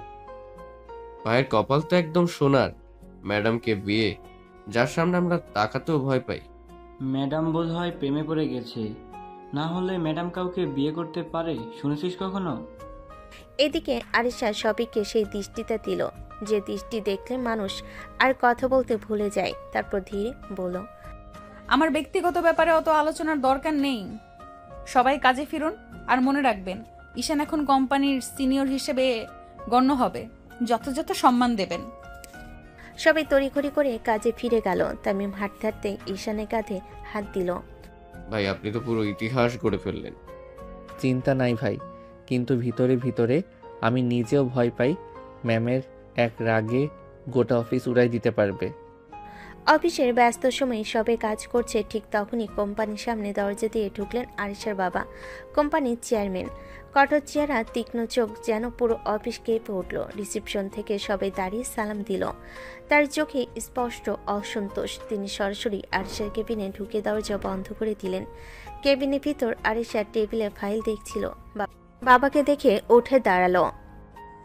বাবা, তুমি হঠাৎই আসতে হয় মা, কারণ তুমি যে কাজটা করছো তা শুনে বসে থাকা যায় না। এটা কি করলে আরিশা? ঈশানকে বিয়ে, এত বড় সিদ্ধান্ত তুমি হুট করে নিলে? বাবা, তুমি তো জানো, কারণ ছাড়া আমি কখনো কিছু করি না, তাও বিয়ের মতো একটা বড় বিষয়। অবশ্যই না ভেবে আমি কিছু করিনি। আমি জানি মা, তুমি ভেবে চিন্তেই করেছো। তুমি বোকা নাও, তোমাকে আমি চিনি। কিন্তু এইটাই সমস্যা, এটা বিয়ে মা, জীবনের সবচেয়ে বড় সিদ্ধান্ত। এ ব্যাপারে ছেলে খেলা চলে না। তুমি যে রাগী জেদি, তাই বলে এমন হঠকারিতা? হঠকারিতা নয় বাবা, সময় পরিস্থিতি সব মিলিয়ে যা ঠিক মনে হয়েছে সেটাই করেছি। আরিশা, তুমি জানো না, বিয়ে মানে শুধু দুজন মানুষ না, বংশ, পরিবার, দায়িত্ব সব জড়িয়ে থাকে। আমি ভয় পাচ্ছি তুমি পরে কষ্ট পাবে। বাবা, তুমি আমাকে যেভাবে বড় করেছো, আমি কষ্টকে ভয় পাই না, আমি দায়িত্ব থেকে পালাই না। আর ঈশান, ওকে আমি নিজের সিদ্ধান্তে বেছে নিয়েছি, কারোর চাপে নয়। তুমি নিশ্চিত তো তুমি সুখী থাকবে? আমার জীবন আমি সামলাবো বাবা, তুমি এটা আমার উপরে ছেড়ে দিও না। তুমি এটা আমার উপরে ছেড়ে দাও, চিন্তা করো না, আমি হ্যান্ডেল করব সব। বাবা আর কিছু বললেন না। মেয়েকে দেখলেন, তার চোখে কঠোরতা, আত্মবিশ্বাস আর ভেতরে কোথাও লুকানো রহস্য। তিনি শুধু বললেন, ঠিক আছে, যদি তুমি এতটাই নিশ্চিত হও তাহলে আমি আর বাধা দেব না। কিন্তু মনে রাখবে মা, যদি কখনো কোনো সমস্যা হয়, তোমার বাবা সবসময় তোমার পাশে থাকবে। সমস্যা হলে আমি সমাধান করব বাবা, তুমি শুধু দেখো আমি করতে পারি। বাবা মাথা নেড়ে কেবিন থেকে বেরিয়ে গেলেন। তার যাওয়া মাত্রই কেবিনে আবার নিস্তব্ধ। আরিশা চেয়ারে বসে কপাল ছুঁয়ে ফিসফিস করে বলল, সবাই ভাবছে আমি ভালোবেসে বিয়ে করেছি, কিন্তু কেউই জানে না আমি কি করতে যাচ্ছি। ঈশান, এখন তোমার জীবন আমার হাতে। আরিশার বাবা কেবিন থেকে বেরিয়ে যেতেই রুমে আবার আগের মতোই ভারী নীরবতা নেমে এলো। আরিশা ফাইল গোছাচ্ছিল, ঠিক তখনই দরজায় নক। ম্যাম, ফাইল রেডি, দেখা লাগবে? দাও, টেবিলে রাখো। ঈশান ফাইল রাখলো, কিন্তু বেরিয়ে গেল না, বরং দরজা টেনে ভিতর থেকে লক করে দিল। আরিশা চমকে উঠে তাকালো। ঈশান, তুমি দরজা লক করলে কেন? ঈশান ধীরে ধীরে এগিয়ে এলো, তার চোখে প্রশস্ত প্রেম।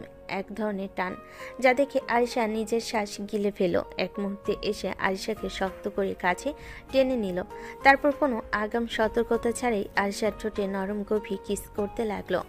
আরিশা কেঁপে উঠে ফিসফিস করলো। ঈশান, এটা অফিস, এখানে এসব করো না। কিন্তু ঈশান শুনল না। সে মুখ নামিয়ে আরিশার গলায় ডুবে গেল।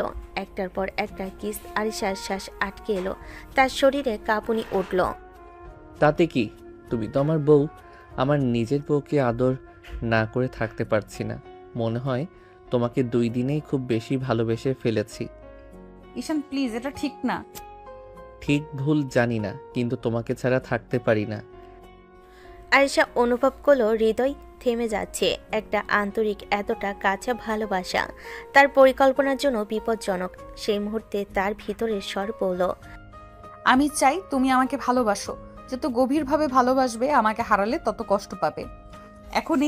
তখনই বুঝবে কষ্ট কি। বাইরে কেউ নক করলো। আরিশা দ্রুত ঈশানকে ঠেলে সরিয়ে দিল। সোজা হও, কেউ আছে বাইরে। ঈশান হাসি চেপে দাঁড়িয়ে গেল। তার চোখে এখনো কিসের উষ্ণতা। আরিশা নিজেকে গুছিয়ে নিয়ে বলল, এরকম আর একবার করলে আমি সত্যিই রাগ করব। রাগ করলে আরো বেশি ভালো লাগে। এই ছেলেটা আমাকে কেন দুর্বল করে ফেলছে। কিছুদিন পরে রাত তখন বেশ নরম হয়ে এসেছে। ঘরে হালকা আলোয় ঈশান ছোট্ট একটা কালো বক্স হাতে নিয়ে দরজায় দাঁড়ালো। আরিশা টেবিলে কিছু কাগজ গোছাচ্ছিল। তাকিয়ে দেখে ঈশানের চোখে আজ অদ্ভুত উজ্জ্বলতা। জান, একটা জিনিস এনেছি তোমার জন্য। হঠাৎ তো রহস্য। ঈশান বক্স খুলে ধরতেই ভেতর থেকে বেরিয়ে এলো দারুণ একটা কালো শাড়ি। চকচকে নরম লাইটে ঝিলমিল করছে।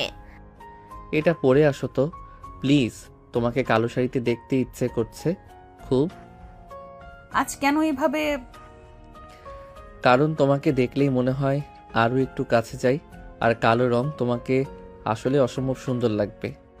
আয়েশা কিছু বলল না। হাত থেকে শাড়িটা নিয়ে ধীরে ওয়াশরুমের ভেতর চলে গেল। কিছুক্ষণের মধ্যে আরিশা বেরিয়ে আসতেই ঈশান নিঃশ্বাসই ভুলে গেল। কালো শাড়িতে তার রাগী, কঠোর, তীক্ষ্ণ মুখটা আরও রহস্যময় লাগছে। তার ঠোঁট, তার চোখ, সবকিছু যেন অন্যরকম। সোনা, তোমাকে অসাধারণ লাগছে। চোখ সরাতে পারছি না। আমি কেন দুর্বল হয়ে যাচ্ছি? আমি তো তাকে শাস্তি দিতে চাই আর কষ্টে দেখতে চাই, কিন্তু কেন এমন হচ্ছে? সে নিজের মনকে ধমক দিল, কিন্তু চোখের গভীরতা তাকে ফাঁস করে দিল। ঈশান ধীরে ধীরে কাছে এগিয়ে এলো। তার আচরণে কোনো তাড়া নেই, কেবল গভীর ভালোবাসা। হালকা করে আরিশার গালে হাত রাখলো। জান, আজ তোমাকে খুব কাছে চাই, খুব। তার কথাই এমন কোমলতা যে আরিশার শ্বাস আটকে গেল। ঈশানের হাত ধীরে তার পিঠে নামলো, তাকে নিজের বুকে টেনে নিল। আরিশার চোখ বন্ধ করে ফেল। রাগ, অভিমান, প্রতিশোধ সব যেন মিলিয়ে গিয়ে অদ্ভুত এক দুর্বলতা তাকে নরম করে দিচ্ছে। তোমাকে ভুলতে দেব না। আজকের রাত তোমাকে আমি সত্যি খুব ভালোবাসি জান। আমি কেন এরকম হচ্ছি? আমি তো চাই সহজে হার মানতে না। কেন ওর স্পর্শ আমাকে ভেঙে দিচ্ছে? আমি তো তাকে কষ্ট দিতে চাই, কিন্তু কেন নিজেরই কষ্ট হচ্ছে? রাত অনেক, ঘর নিস্তব্ধ। জানালার পর্দায় বাতাস হালকা দুলে উঠছে। আরিশার চোখে তখনও রাগের আগুন, কিন্তু সেই আগুনের নিচে লুকিয়ে আছে কেমন যেন অদ্ভুত টান, দুর্বলতা, যেটা সে নিজেও বুঝতে পারে না। ঈশান সামান্য ঝুঁকে এসে চুল সরিয়ে দেওয়া মাত্রই আরিশার দেহে কেমন শিহরণ ওঠে। সে সেটা লুকাতে চাই, কিন্তু ঈশান থামে না। সে আস্তে আস্তে আরিশার ঠোঁট ছুঁয়ে কিস করলো, গলায় মুখ ডুবিয়ে ঘন কিস। তারপর দুহাতে তুলে কোলে করে নিয়ে বিছানায় শুয়ে দিল। আরিশা, তুমি জানো আমি তোমাকে ছাড়া থাকতে পারি না। ঈশান আবার কিস করতে ঝুঁকতে থাপ্পড়ের মতো ধাক্কা। আরিশা তীব্র রাগে ঈশানকে বিছানা থেকে ফেলে দিল। চোখ লাল, বুক ওঠানামা করছে তীব্র রাগে। আরিশা কাপা গলায়, তোর কি মনে হয় আমি তোকে সেই রাতের ঘটনার জন্য বিয়ে করেছি? না, আমি বিয়ে করেছি প্রতিশোধ নিতে, বুঝছিস? প্রতিশোধ। প্রতিশোধ? কিসের প্রতিশোধ আরিশা? আমার বান্ধবী লিমা তোকে ভালোবাসতো পাগলের মতো, আর তুই তাকে এমন কষ্ট দিলি, এতটা অপমান করলি, যার জন্য সুইসাইড করতে বাধ্য হলো। আমি চাই তুইও বুঝ, ভালোবেসে কষ্ট পেলে কেমন লাগে। তুমি কি যা তা বলছো আরিশা? তুমি হয়তো ভুল বুঝেছো আমাকে। ভুল? লিমা তোকে নিজে বলেছিল তুই খান গ্রুপে চাকরি করতি, তুই আমাকে ইগনোর করতি, তুই তাকে হিউমিলিয়েট করতি। আরিশা, ঈশান নাম কি শুধু আমার একার? খান গ্রুপে 3 জন ঈশান ছিল, 3 জন।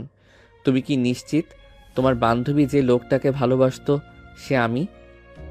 আয়েশা মুহূর্তে থমকে যায়, তার চোখে বিস্ময় সন্দেহ তোড়জোড় করে। ভেবে দেখা কোনো কিছুই মিলছে না। হঠাৎ ঈশান ধীরে ধীরে বলে, আমি তোমাকে কখনো চিনতাম না, লিমাকেও না। আমার উপর অভিযোগ তোলার আগে একবার ভেবে দেখো, একবার খুঁজে দেখো, সত্যি কোনো ঈশান তোমাদের জীবনে ছিল? আয়েশা স্তব্ধ, তার ভেতরটা কেমন যেন কেঁপে ওঠে। রাগ যেন মুহূর্তে কোথাও মিলিয়ে যায়, মাথা ঘুরে যায়। তাহলে যার উপর প্রতিশোধ নিতে এত কিছু করলো সে কি ভুল মানুষ? ঈশান ধীরে বলে, তুমি প্রতিশোধ নিতে আমাকে বিয়ে করেছো ঠিক আছে, কিন্তু তোমার চোখে যে ভালোবাসা আমি দেখেছি সেটা কি ভুল ছিল? আমি কাউকে ভালোবাসতে আসিনি, আমার কাজ শেষ হলেই তুমি মুক্ত। তুমি ভুল ঈশানকে বিয়ে করেছো। আর ঈশা, কিন্তু একটা কথা মাথায় রাখবে, ভালোবাসা প্রতিশোধ নয়। যেদিন বুঝবে আমি দোষী ছিলাম না, সেদিন তুমি নিজেই আমার চোখে তাকাতে পারবে না।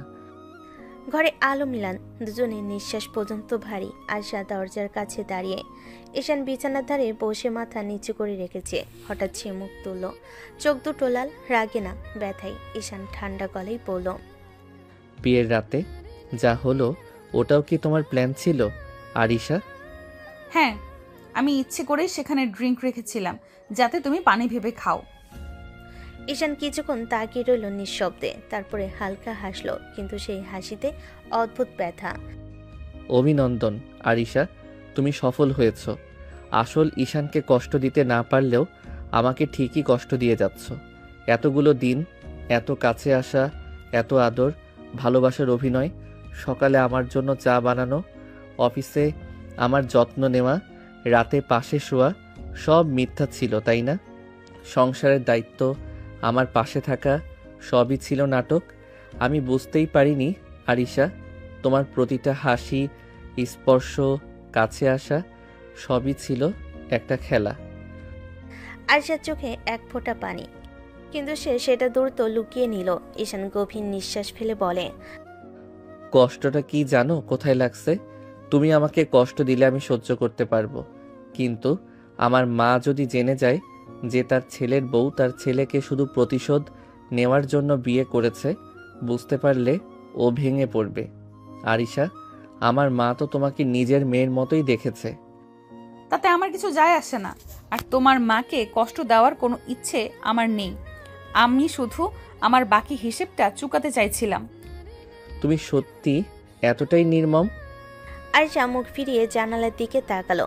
বাইরে কালো রাত, ঝড়ো বাতাস। ঈশান ধীরে বলল, তুমি যে আমাকে পুরোপুরি ভুল মানুষ ভেবে শাস্তি দিচ্ছ, এটা কি একটু হলেও মনে লাগে না তোমার?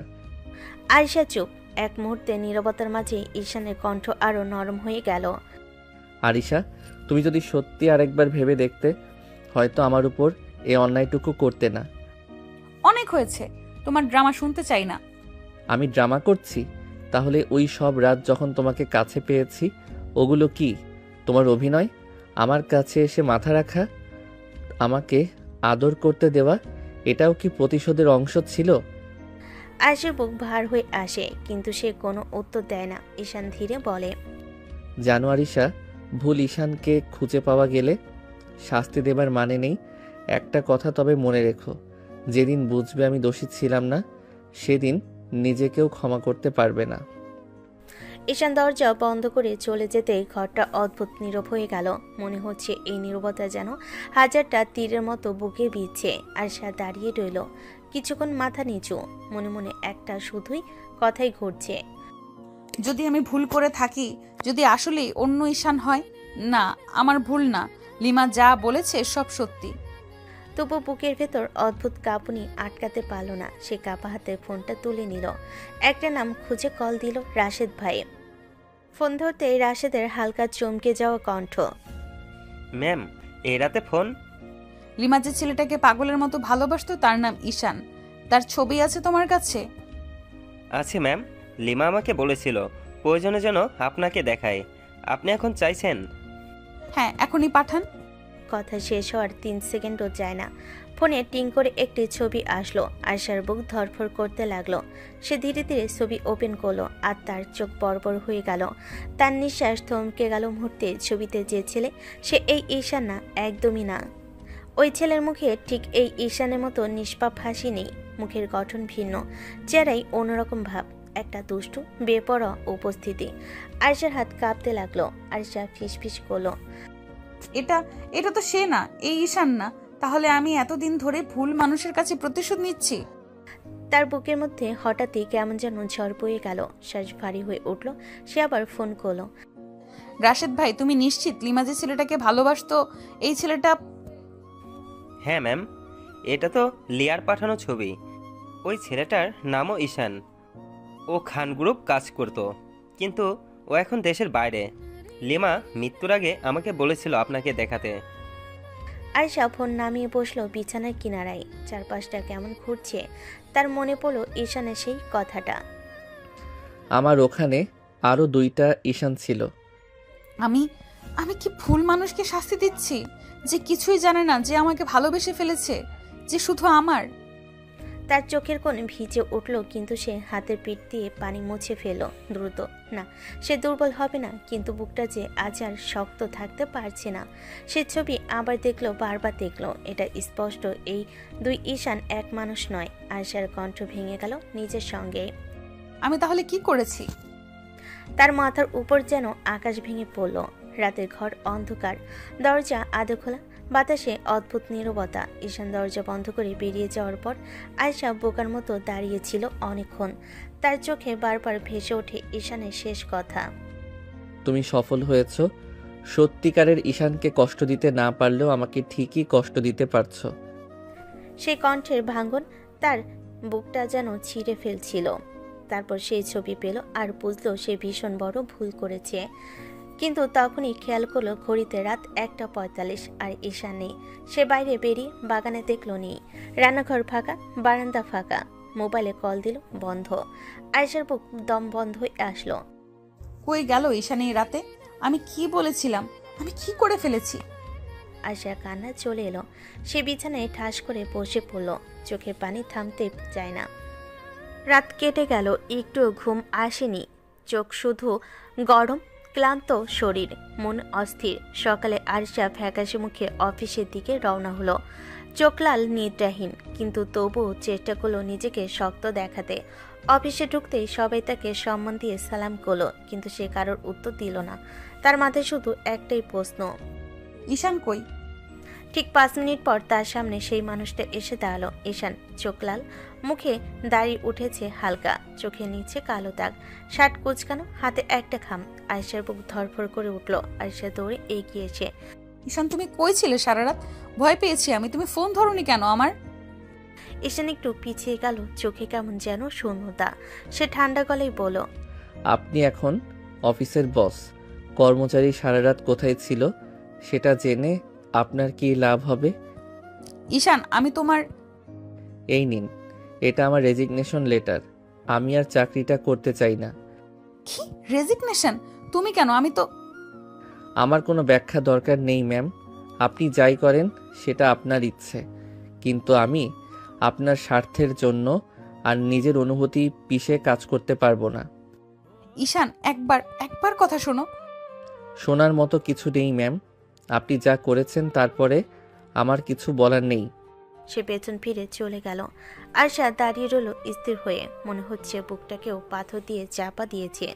মনে মনে শুধু একটাই কথা, আমি সত্যিই ভুল মানুষকে শাস্তি দিলাম, আর যার কোনো দোষ নেই তাকে ভেঙে ফেললাম।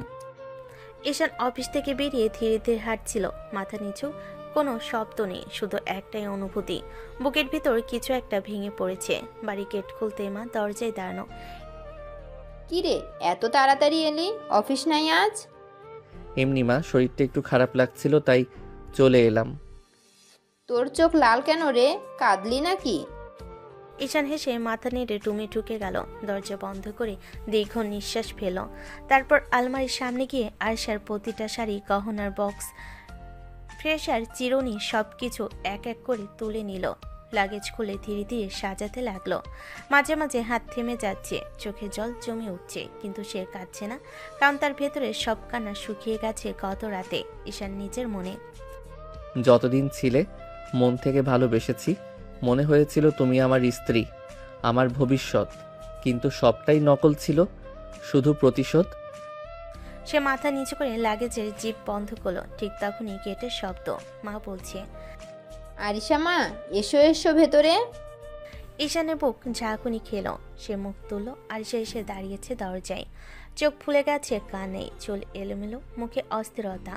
ঈশান, আমি তোমার সাথে কথা বলতে চাই। ব্যাগটা এখানে, আমি আপনার সব জামা কাপড়, সব জিনিস গুছিয়ে রেখেছি। আপনি চলে যান আপনার বাড়িতে। আপনার প্রতিশোধ নেওয়া হয়ে গেছে, এখন থাকার কোনো মানে নেই। ঈশান, তুমি কি এসব সিরিয়াসলি বলছো? হ্যাঁ ম্যাম, আমি ঠাট্টা করছি না। আপনি তো আমাকে কষ্ট দিতে এসেছিলেন, তাই না? এসেছেন, দিয়েছেন, এখন চলে যান। আর যদি মনে হয় আপনার প্রতিশোধ এখনও শেষ হয়নি, তাহলে আমাকে পুলিশের হাতে তুলে দিন। বিয়ের রাতের অভিযোগ দিলেই হবে। ঈশান, তুমি তো জানো তোমাকে জেলে পাঠানোর জন্য আমি। জানি পারেন ম্যাম, সেদিন যা করেছি সেটার জন্য যদি শাস্তি চান, আমি প্রস্তুত। আরিশা আর সহ্য করতে পারল না, তার চোখ ভেসে গেল জ্বালাই। আরিশা চোখ মুছে বলে, তুমি কি সত্যি বিশ্বাস করো আমি তোমাকে জেলে দিতে পারি? আপনি তো আমার জীবনে যা চাইছেন তাই করতে পারছেন। প্রতিশোধ, কষ্ট, অপমান, আর কি বাকি আছে? ঈশান, দয়া করে একটু শুনবে আমাকে? ম্যাম, আমার আর কথা শোনার শক্তি নেই। আপনি ভুল মানুষকে বান্ধবীর ভালোবাসার মানুষ ভেবে প্রতিশোধ নিয়েছেন, এখন দয়া করে চলে যান। আরিশা চোখ মুছে দাঁড়িয়ে রইল। এক মুহূর্ত কথা বলতে পারল না। হঠাৎ মনে হলো তার দুনিয়া ভেঙে যাচ্ছে। লাগেজের দিকে তাকে তার ঠোঁট কাঁপলো। আরিশা ধীরে বলল, তুমি চাও আমি চলে যাই? হ্যাঁ। ঠিক আছে, তোমার ইচ্ছে মতোই যাব। ঈশান ঘর থেকে বেরিয়ে যেতে গিয়েই হঠাৎ ঠাস শব্দে থমকে দাঁড়ালো। পেছনে তাকাতে দেখলো আরিশা মেঝেতে ছটফট না করে নিথর হয়ে পড়ে আছে। আরিশা, আরিশা, কি হলো তোমার? ওর গলা কেঁপে উঠল। এক মুহূর্তে দেরি না করে দৌড়ে গিয়ে আরিশাকে কোলে তুলে নিতে লাগলো। বুক ধক ধক করছে, চোখের নিচে ঘাম জমে উঠছে। মা, মা, তাড়াতাড়ি আসো। হায় আল্লাহ, কি হলো বৌমার? পানি দে, বালিশ দে। ঈশান কাঁপা হাতে ফোনে ডাক্তার ডাকলো। কিছুক্ষণ পর ডাক্তার এসে পরীক্ষা করতে লাগলো। ঘরে নিস্তব্ধ ভয়। ঈশানের নিঃশ্বাস জড়ানো, মায়ের চোখে পানি ছাপ। একটু পর ডাক্তার সোজা হয়ে দাঁড়ালেন। চিন্তার কিছু নেই, উনি স্টেজে অজ্ঞান হয়েছেন, আর আর উনি প্রেগনেন্ট। পুরো ঘর নিস্তব্ধ হয়ে গেল।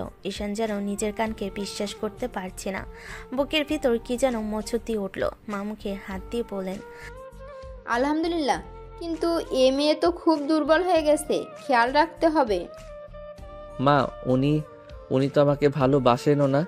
এতদিন যে কাছে ছিলেন, সবই নাকি প্রতিশোধের জন্য। এখন কি উনি আমার সন্তান রাখবে? বাবা, মায়েদের মন কেমন হয় জানো? মা হওয়ার খবর শুনলে তাদের কঠিন মনও নরম হয়ে যায়। আরিশা ভুল বুঝে থাকতে পারে, কিন্তু মেয়েটা খারাপ না। তুমি ওকে সময় দাও। তুমি আমাকে ভালোবাসো না জানি, কিন্তু আমি কি পারবো তোমাকে ছাড়া থাকতে? আমাদের সন্তানকে ছাড়া থাকতে? তুমি কি রেখে দেবে তাকে? তার গলা ভারী হয়ে গেল। ঘরটা নিস্তব্ধ, কিন্তু এই নিস্তব্ধতার ভেতরেই এক নতুন ঝড় উঠেছে। ভালোবাসা, ভুল, অপরাধবোধ আর একটা নতুন প্রাণের টান। আয়েশার চোখ দুটো ধীরে ধীরে নড়ল। চোখের পাতা কাঁপতেই সামনে দেখা গেল ইসরাতকে, চোখে দুষ্ট হাসি, মুখে অদ্ভুত উচ্ছ্বাস। ভাবি, অবশেষে জ্ঞান ফিরল। একটা খবর বলি, তোমাদের নতুন পুস্কু আসতে চলেছে। আয়েশা হতবাক হয়ে তাকিয়ে রইল। মনে হলো কেউ তাকে ধাক্কা মেরে অন্য জগতে ফেলে দিয়েছে। কি বললে তুমি? আমি? ডাক্তার বলেছে তুমি মা হতে যাচ্ছ ভাবি।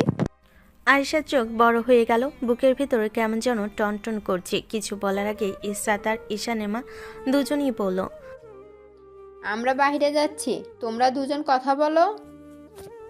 দুজন রুম থেকে বেরিয়ে যেতে ঘর নিস্তব্ধ হয়ে গেল। শুধু ঈশান জানালার পাশে দাঁড়িয়ে গম্ভীর ও চুপচাপ। আয়শা ধীরে ধীরে উঠে বসলো। পরক্ষণেই চোখ ভিজে উঠল। সে বিছানা থেকে নেমে ঈশানের দিকে এগিয়ে গেল।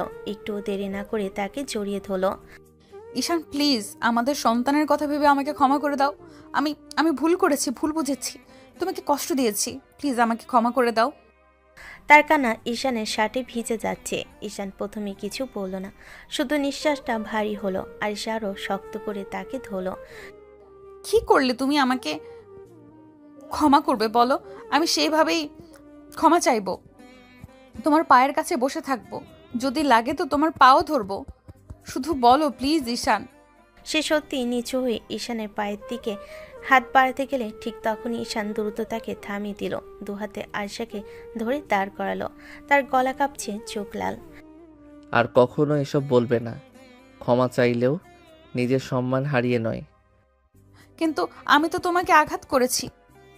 তুমি আমাকে আঘাত করেছো ঠিক, কিন্তু তুমি আমার স্ত্রী আর আমার সন্তানের মা হতে চলেছ। সেজন্য তোমাকে কখনো ওইভাবে নিচু হতে দেব না। তাহলে আমাকে ক্ষমা করলে? আমি চেষ্টা করছি আরিশা। তোমার ভুলকে ক্ষমা করার আগে তোমাকে আবার বিশ্বাস করতে শিখতে হবে আমাকে। 1 বছর কেটে গেছে। ঈশান আরিশার সংসার এখন সম্পূর্ণ।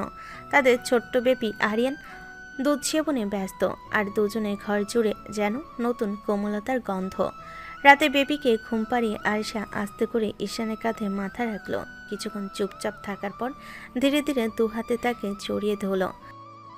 জান, তুমি কি আগের সব এখনো মনে রেখেছো? আরে না রে সোনা, ভালোবাসার মানুষের উপর রাগ করে থাকা যায় নাকি? আমি তো অনেক আগেই সব ভুলে গেছি, কবেই ক্ষমা করে দিয়েছি। আয়শার চোখে মায়া আর অপরাধবোধ মিশে একটা অদ্ভুত ঝিলিক। সে আরও কাছে সরে এসে গলায় মুখ লুকিয়ে বলল, তাহলে আজ আমাকে একটু আগের মতো ভালোবাসো না?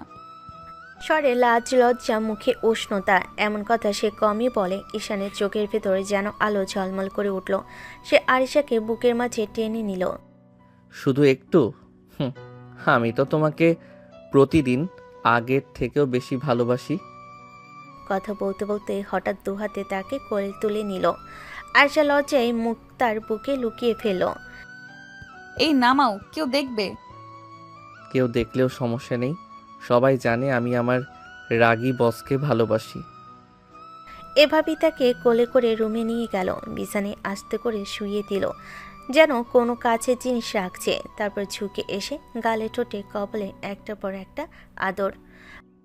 আমি তোমাকে খুব ভালোবাসি আমার রাগী বস। আমিও তোমাকে খুব ভালোবাসি ঈশান, এখন চিরকাল।